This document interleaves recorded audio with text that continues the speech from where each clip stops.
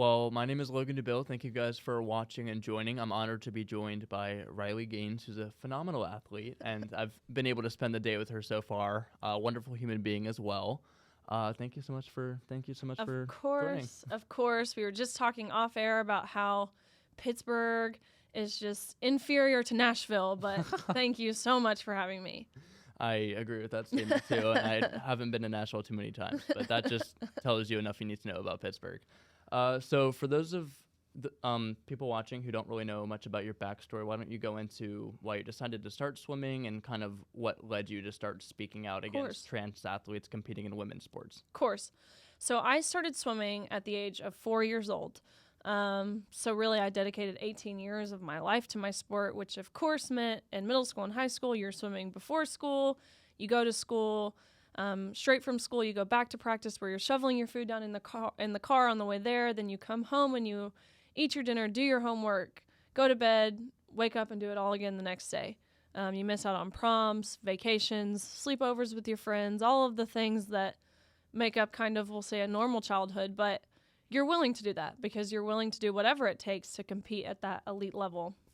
And so I was fortunate enough that I was recruited pretty heavily around the country. And so I could have really gone anywhere I wanted, but I knew I wanted to stay in the SEC.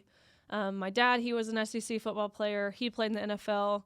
My mom, she was a Division I softball player. So I knew I wanted to be close to home. But I always thought I was going to be a Florida Gator, to be honest with you. But then I took my trip to Kentucky, and I just fell in love with it. And so I committed, and I never knew what it would all entail. But looking back now, I see how God moved through all of this. But my freshman year was pretty good. Nothing crazy. It was a lot of adjusting because we were swimming 6 hours a day at this point. And so I was getting used to that. And then my sophomore year came back, and I was having a breakout season. And then COVID hits. And, of course, March, which our NCAA championships is in March. So 3 days before we were supposed to leave for our national championships, it all got shut down, which meant that we worked all year for nothing. And so we got sent home. And, of course, no pools were open, no gyms were open. And so being from Tennessee, there's lakes everywhere. And so I put on a wetsuit every single day and swam miles in the lake, just trying to continue improving. So when I came back, I would be in a good position. And so my junior year finally came along, and I finished, I believe, 6th or 7th in the country, which I was really proud of, but I knew I wanted to win a national title. So my senior year, we come back, and it looked as if I was going to get my chance to win a national title. I was ranked 3rd in the 200 freestyle behind one amazing female athlete that I knew very well, because like in most sports, your top-tier athletes, you know of each other regardless of where you compete in the country because you've grown up competing against each other. But the swimmer who was ranked first, by seconds I'll add, was a swimmer I had never heard of. But at this point in time, you know, the only thing occurring to me that this was a female who came out of nowhere her senior year to post the fastest times in the nation in multiple events by multiple seconds, events ranging from the 100 freestyle, which is, of course, a sprint event, all the way to the mile, which is, of course, long distance. And so think about your Olympic runners. Your best 200-meter runner is not your best marathon runner. It's a totally different system, but that's what this person was. And this is, of course, the first time I became aware of a swimmer named Leah Thomas. Again, unbeknownst to me that this was not a biological female. Until a few days after these nation-leading times were posted when the NCAA released an article disclosing that Leah Thomas was formerly Will Thomas and swam 3 years on the men's side at University of Pennsylvania. And so when I heard this, I, of course, was shocked, but truthfully, I kind of felt a bit of relief because I was able to look up who Will Thomas was. Because I was curious, you know, is this someone who went from ranking first to continuing to rank first? That is not what we saw. This was a mediocre male at best who went from ranking 462nd nationally amongst the men as his best ranking to now leading the nation in the women's division. And so I thought the NCAA would see this for exactly what it was. Nothing opinionated about it, nothing deeply rooted in hate towards any group here. It was just the facts of this was a male who went from 462nd to now leading the nation. I thought they would see it for exactly what it was, how I saw it, how my teammates saw it, how my coaches saw it. But that is not how the NCAA saw it. They saw nothing wrong with it. And so about 3 weeks before our national championships in March of last year, the NCAA announced that Leah Thomas would be competing with the women. This is where I got to personally feel the effect that this infringement had on myself and my teammates and the other swimmers at that meet.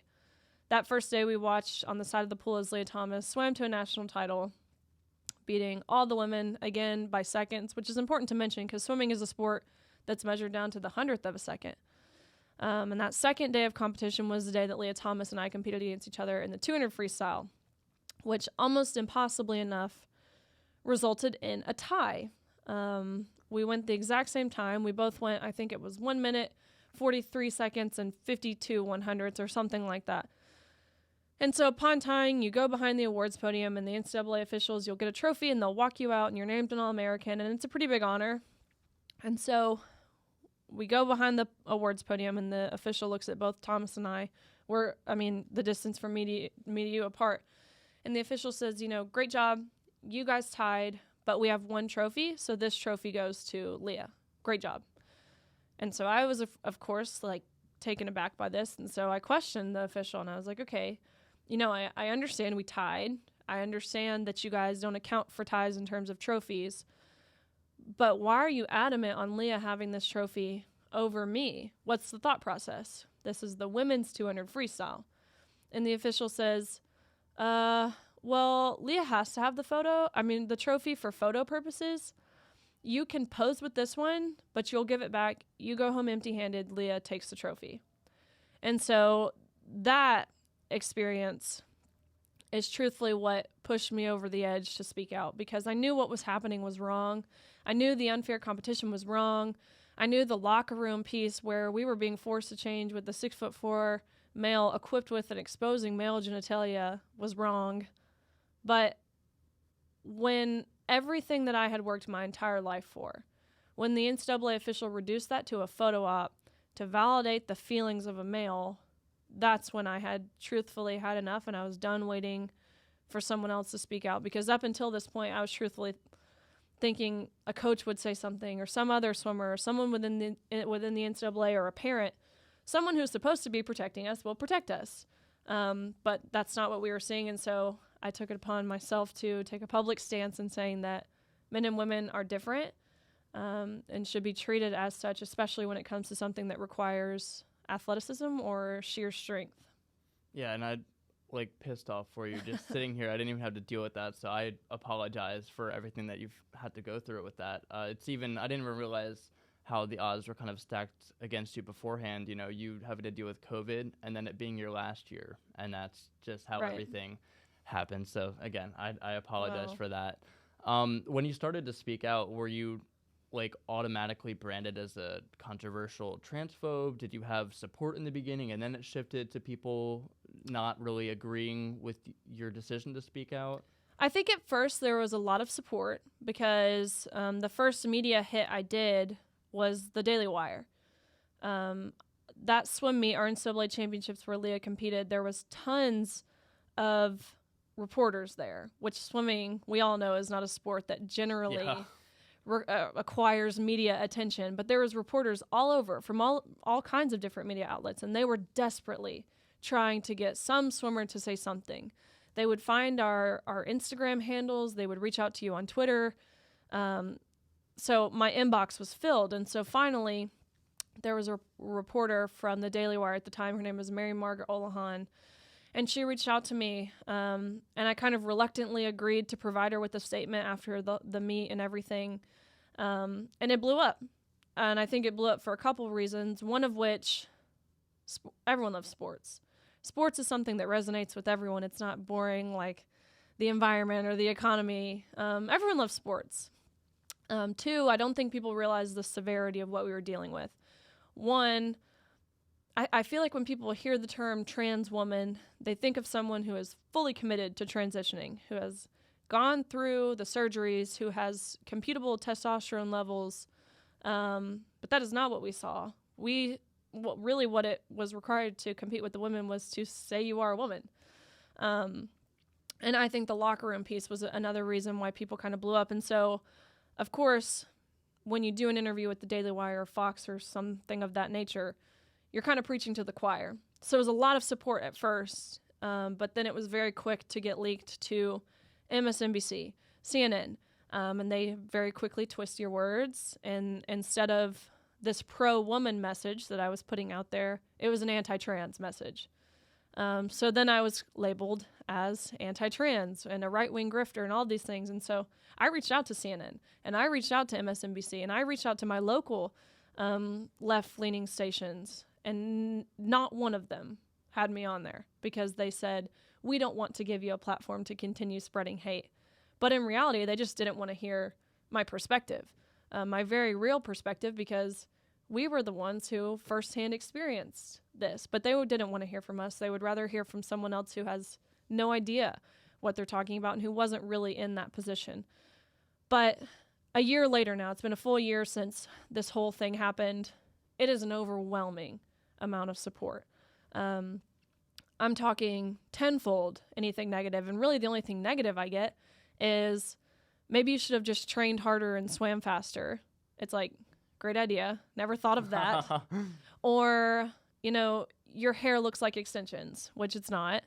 Or you're ugly, or you're transphobic. And the things I've noticed about the people who say this to me, one, they either have no profile picture because they don't want to put their face with what they're actually saying.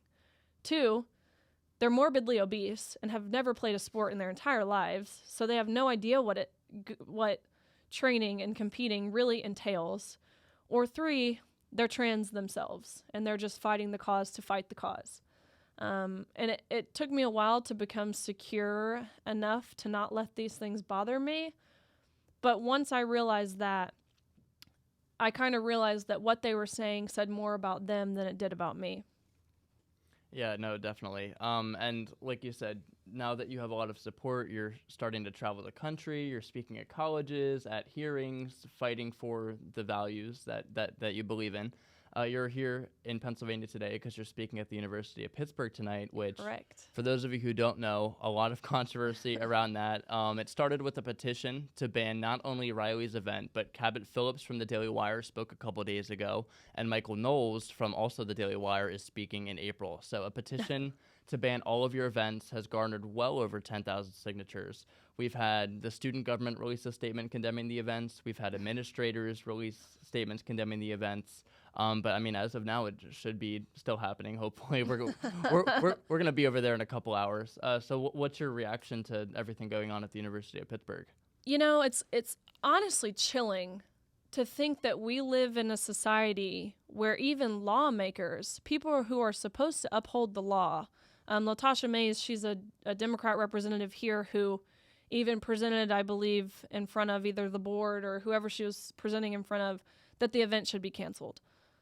I mean, it's a chilling thought to think that they've transformed this to not only just an issue of fairness in women's sports, which is a big deal, but it's an even bigger deal to try to suppress speech.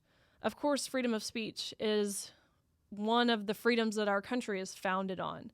And we have lawmakers trying to disintegrate that, which is terrifying. I don't understand how people can see this, see what's happening, see the suppressing and the silencing going on from universities, from the media, from just large woke organizations. They see the silencing going on and they see not a problem with it.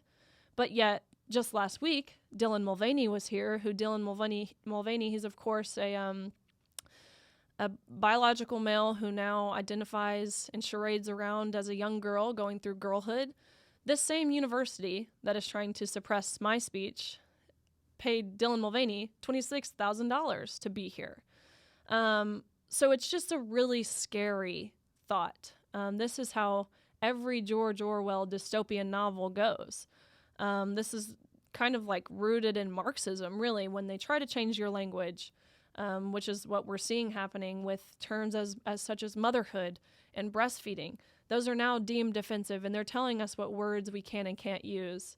They're suppressing our speech. There's so much going on that points to Marxism. And so it's scary. It's a lot bigger of an issue than the fairness in women's sports piece. And so I just can't even believe that it's happening like it's happening, and not more people aren't sticking up for their values and for their morals, because like I said, I know my stance here is the overwhelming majority. Of course, nearly 100% of Republicans, if not 100%, agree with me on men shouldn't compete with women. But in a recent poll, there were 85% of independent voters agreed, and 60 to 70% of even Democrats agreed. So to have them try to suppress the speech of the overwhelming majority is really scary. Yeah, and I'm glad you bring up the Dylan Mulvaney thing. Like you said, $26,000 was shelled out by the university to make sure that this event was able to happen. From what I've seen, no protests whatsoever, no statements condemning the event. It went on flawlessly. It was packed. And then you have an event like yours that's just, how dare you come and speak about this? It's clearly that the university has their priorities. And now you look at, even with protests happening, and you brought up the Pennsylvania representative, would you blame, her speaking out as why people are so riled up about this? I mean, we had Cabot Phillips, who there was a protest for that, and people went in and disrupted the event. Then you have representatives like this who are encouraging students to do this. So is she part to blame, fully to blame? I do think that when you have someone saying these things who's never talked to me, she has no idea, my convictions, why I'm speaking out. I doubt she's listened to any other interview I've given before. My argument, my message is not deeply rooted in some kind of hate. It's solely sharing my experience, exactly what happened, the harm that is being done to women's sports and women's spaces that's now translating beyond sports. I think people very quickly will read a headline. And like I said, these headlines, they're clickbait. They want people to click on them. And so these headlines are anti-trans swimmer, SLAMS, Leah Thomas. So they'll read that, not do any other reading of the article, no context, nothing. Instantly labeled as transphobic. Or I've seen actually some posters around Pittsburgh's campus that say, I'm a domestic terrorist and I'm a fascist, which it just blows my mind. And so I think Latasha Mays is part to blame, but truthfully, I think it's the ignorance of these people and the lack of desire to want to think independently, which is, like I said, it's scary. We have people who base their whole perspectives, their personality, everything off of what they see for 5 seconds, what they read for 5 seconds, not remotely wanting to hear the other perspective. My stance, where I stand strong in my stance today, I've considered every perspective. Like I said, I reached out to CNN. I've talked to trans individuals about this. I've talked to many people within the LGBTQ community. I've talked to medical professionals. I want to make my stance based in all of the science, based in all of the reasoning, the logic, the common sense, all of that, because that's how, you can logically think for oneself, not just based off of something biased that I read or see for 5 seconds. Yeah, and I'm sitting next to a domestic terrorist. I can't believe it. Lucky you. So where does this rhetoric come from? I mean, a little bit of exclusive for everyone watching. We've been monitoring the protests, group chats, their Discord, their Zoom calls, and they're telling their members to wear masks so they can't be identified, to not bring their phones so they can't be tracked by police. Someone asked if they could wear a pride flag around their neck, and someone else said, well, be careful because someone can come, behind you and, yank you and choke you. I mean, where does this come from? I think it's so interesting that in my experience this past year, of course, the left is typically deemed or historically deemed as the group that is tolerant, the group that is loving and accepting and welcoming and kind and inclusive and all of the things. But this past year, that could not be further from the truth. These people are not kind. They're not tolerant. They're not accepting. They're not welcoming. They're not inclusive.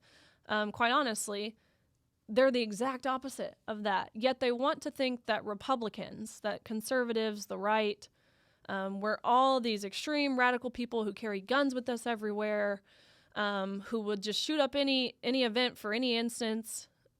But it's always the people on the left. Again, this is my experience this past year. It is always the people on the left inciting violence. Genuinely, it is. I can't recall one person in regards to this issue on the right who has incited violence. Yet I've seen emails from professors. I have gotten so many death threats and inciting or threatening messages warning me not to come here or else my life would be in danger. And of course, they're all from people on the left. People will say Michael Knowles, he incited violence and he called for the eradication of all trans individuals. He said from his own mouth, that's not what he's calling for. He's not denying that trans individuals exist. He's not denying that every human deserves their God-given rights. And so people, again, that's just reading the headlines and running with it. But in my experience this past year, like I said, it has been the left who is the extreme radical end of the bell curve here. And obviously this issue is, there's such a political divide. Right. I'm not even sure where we go about changing people's minds. And that's obviously what you're trying to do, traveling the country, going to universities. I've had my fair share of issues. I was telling you a little bit off camera, I had a petition to get me banned from this university because I didn't like that the university was enforcing me to use pronouns that I don't agree with, I've never heard of. And the fact that individuals on this campus could get me in trouble by the university if I didn't use their pronouns. I mean, I saw that as an issue. So I wrote a news article about it, not even giving my opinion. It blew up. People were very upset with that. I was then honored to join Laura Ingram's show on Fox News, and that obviously made things a little bit worse. And now no one takes me seriously on this university because they just, similar to you, think you're a transphobe. They don't even want to give you the time of day.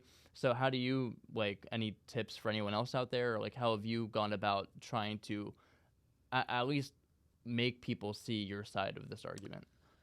What I've realized being a conservative college student is people treat you like a criminal. I didn't have quite the same experience going to an SEC school in Kentucky. It's a lot more common. But even just, hearing your experience, hearing the things that are happening at University of Pittsburgh regarding this event, it's like the open dialogue has just gone totally out of the window. And so my advice to people who are kind of struggling with this is, again, my experience this past year, I've had people ostracize me publicly, but come to me privately and say, thank you for what you're doing. Even the president of the NCAA himself, Mark Emmert, of course, he released a statement saying he unequivocally stood in his decision to allow Leah to swim with the women because it's based in evolving science, yet privately, in person, comes up to me and says, keep fighting what you're fighting. So these people who are very quick to label someone as something, a lot of the times they know deep down that it's wrong. They know deep down that men and women are different. They know men are typically, on average, faster, taller, stronger, more powerful than women. They just would rather virtue signal. And so my message is to not fall for the people who virtue signal. Because like I said, it's not inclusive to affirm a male's identity and to affirm him taking opportunities and titles and scholarships and awards away from women. It's not kind and inclusive to allow a male who is 6'4" tall to come into a women's locker room, undress, drop his pants, and watch other women undress. That's not kind. We have to get over this whole piece where I think people think they will be on the wrong side of history if they don't agree with this. I've seen a lot of people compare this to slavery, segregation. This is not the same as segregation. This is not the same as slavery. Of course, if you think owning African Americans is okay, you will be on the wrong side of history. But you will also be on the wrong side of history if you try to affirm one's mental delusions. Why can't we all agree that these people are struggling with a dysphoria? They do exist. They're struggling with a dysphoria. Why don't we get them the help they need that would help them rather than just affirming the problems and the struggles that they're going through? It's not helping any single person involved. I don't understand why that's not our priority either with this. So hopefully people will start to realize that these people do need help. And I think there are better measures to take than, like you said, letting them change in front of women in a restroom. That's something that you would have gotten arrested for, probably Right. not even 2 years ago. Yeah, like this is just a recent thing. Now looking back, Turning Point USA's chapter at the University of Pittsburgh just hosted Kevin Phillips, who didn't even speak about the trans issue, but he was just grouped into it because you were coming and Michael Knowles is planning on coming in April. And the way that event worked out, because I was there for that, it was majority protesters in the room. And instead of using that as an advantage to make their side heard and maybe question Cabot on his views on certain things, they disrupted the event in the beginning. They were then removed from the event, and they tried to steal some of Turning Point's property, cursing all the way out. Why is this the way that they're going about instead of trying to, give a valid argument? Because they don't have a valid argument. What they want to do is disrupt. They want to make a scene because they don't have a valid argument, especially in regards to something as obvious as men being, again, on average, taller, stronger, faster, more powerful than women. They know that there's no disputing the argument. So they would rather disrupt and not let your side be heard, which is exactly what we've seen. They would just rather you not speak. So they don't have to dispute it. They don't have to argue it, because I can guarantee that any pushback question that comes my way, I promise I have a rebuttal for. There's just simply no avenue where women should have to compromise on their athletic opportunity to allow men into that space. And so I'm ready for any question, and that's why I encourage these protesters to come, and I encourage them to bring their questions, their challenging questions, because I'm equipped with the data, the science, the experience, not just my own experience, but I'm speaking for so many girls who are there who are terrified into using their voices now. I can speak to the silencing and the suppression of our voices. I'm ready for the questions, and so I encourage every single person to come. Of course, come civilly, be respectful. There's no point in acting crazy and just trying to talk over one another. And that's how solutions are made, is when you have that open dialogue. I don't think there's a clear-cut solution to this issue. That's why it's so tricky and sticky and confusing. But why not talk about it so we can develop a solution together that could appease? You're never going to find something that appeases everyone, but something that can appease a lot of people within both parties. Yeah, so this interview is going to air after the event because the event is in a couple hours. But obviously, if maybe we are surprised and a protester does ask a question, I'll be documenting that and I'll be uploading that as well. Let's shift a little bit away from the event. You've had a lot of really cool opportunities ever since you've started to get some media spotlight from speaking out. You were on the stage with Donald Trump. You also told me you were traveling and speaking at hearings. So looking at more at the political side, do you think that conservative representatives do have, your values in mind and are fighting for what you believe in, or do you think some of them may need to do a little bit more work for that? No, I think obviously the conservatives are championing this issue, which is ironic because the left was 1960s or so seen as and on until recently were seen as the feminist party, the party that empowers women, the party that believes in equal pay, equal resources, equal access, all of the things for women. But now that's totally shifted. And so I think the Republicans, they understand this is a winning issue. Like I mentioned the polling earlier, majority of people in this country want representatives who can at least define a woman. We have a sitting Supreme Court justice who can't define what a woman is because she says she's not a biologist. I didn't know that it required a biologist to know what a woman is. And so I think the Republicans, one, they have the logic to understand that men and women are different. We're created equal, but we're different. And they're willing to step up for that. I do believe there are some Republicans, though, in states like Colorado, in states that are a little more purple or more blue, really. They're not doing as good of a job because they're scared. they, especially in regard to a lot of the gender-affirming care stuff, they don't want to stick up for it because they know they will be shot down, and they don't want to come off as transphobic or whatever. So the Republicans are doing a good job, but they need to stand firm. We need representatives across the board on both sides who are willing to stand firm in their values, regardless of what that may be, and represent their representatives the way they were elected to.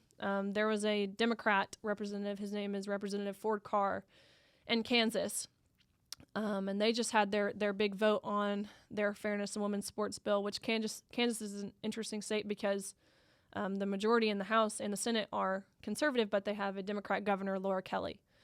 And so if this bill, the Fairness in Women's Sports bill, passed with an overwhelming majority, the governor could not veto it. But if it did not, then Governor Laura Kelly, regardless of how many votes, if it wasn't the majority, would veto it.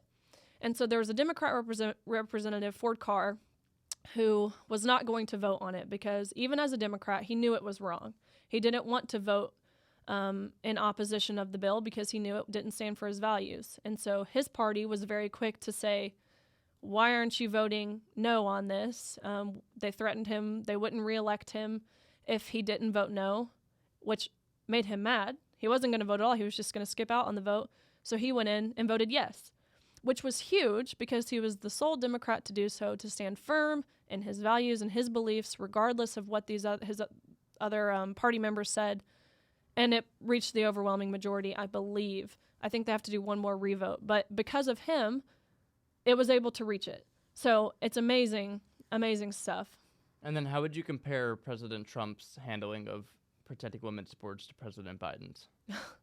Well, the people in the White House right now are actively trying to rewrite Title IX to where, obviously, Title IX is a federal civil rights law that stops discrimination on universities on the basis of sex, which would mean, obviously, you could not be discriminated against if you were a woman or a male based on just that sole factor. But now they're trying to change it to there will be no discrimination on the basis of gender identity, which would mean men could live in a dorm room with women and you could do nothing. Men could, of course, use women's bathrooms. Men could join sororities.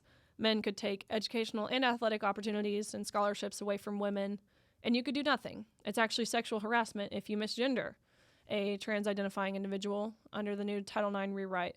But it's not sexual harassment for a biological male to undress in a women's locker room. I will never understand that. I don't either.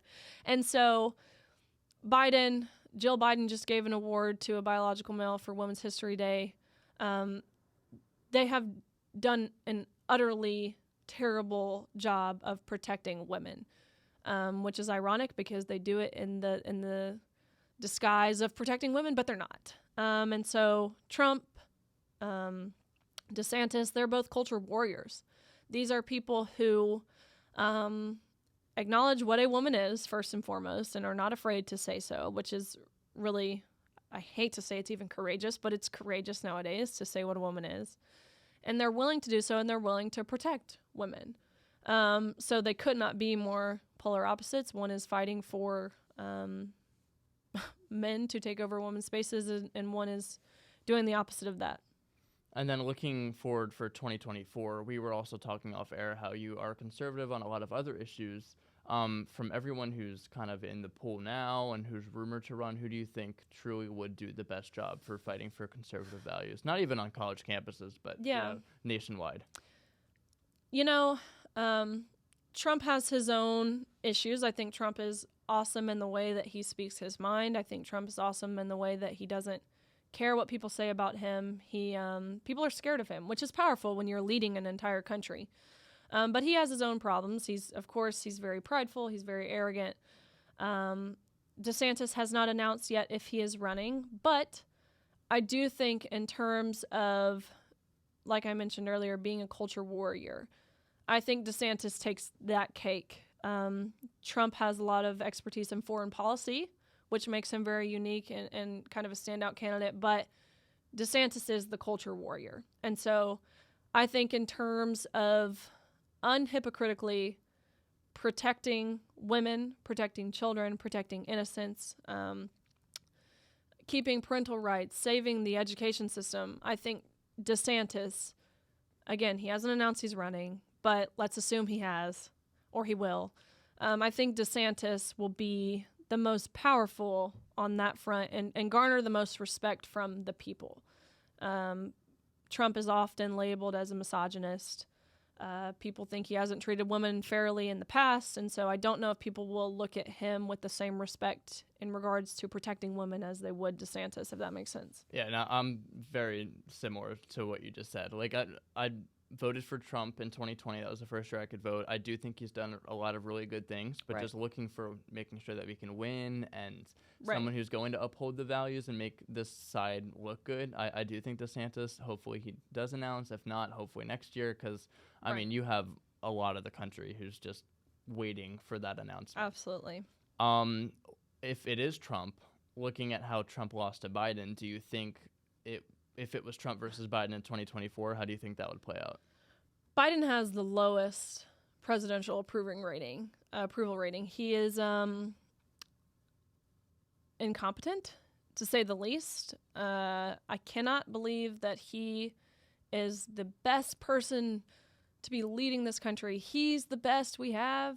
Even within the left, it's like we couldn't have found someone better. So I believe if it were Biden or Trump would win. People aren't happy with the inflation. People aren't happy with the border crisis. People aren't happy with the infiltration of fentanyl in our country. There's so many little things that were not the case when Trump was president. And so I believe if it came down to the two, Trump would prevail. Cool. Well, thank you very much for taking time out of your busy schedule. Like I said, we are going to be heading over to the Riley Gaines event at the University of Pittsburgh, so I will definitely be uploading footage from there, and I'm sure if you want to plug your socials real quick so people can. Yeah. My Twitter is Riley_Gaines_. I try to do a good job of posting breaking stories in regards to men and women's sports, organizations who are highlighting biological men in place of women, all kinds of different things in regards to this topic. And so I do that so people don't believe the narrative that this is a non-issue. It's not happening. That couldn't be further from the truth. And so I try to post breaking stories. Again, that's Riley_Gaines_. And my Instagram is Riley G. Barker. I got married last year, and so my new last name is Barker, but I haven't even gotten used to calling myself Riley Barker. So yeah, and then I just want to thank you for even just speaking out against this, because as a male, I get a lot of backlash for doing this, because similar with abortion, it's not my issue. I should stay out of it, but it's for sure. It's reassuring to see that there are people with common sense still out there. So totally, and I think the tides are turning. I think there will be more of me soon. I do. I'd sure hope so. Thank you once again. Of course, thank you. Of course.